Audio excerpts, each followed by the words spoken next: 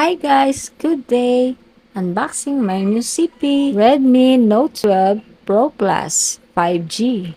Super excited sa bago kong CP. Need ko na kasi ng bagong CP para may magamit naman si Habi. So yung luma ko sa kanya na. So ito pala guys ay ang presyo nito 20,999.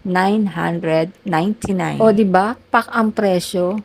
Ganyan ang mga presyo ng mga CP ngayon. Pero guys, sulit na sulit ang presyong to sa cellphone na ito.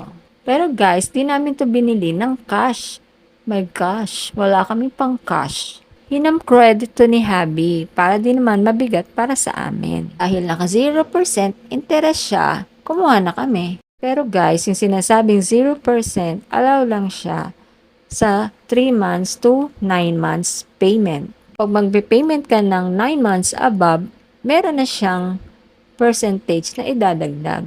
So ito guys, may down payment pa rin. And 9 months ang kinuha namin para mabil namin yung 0%. Pak na pak, diba?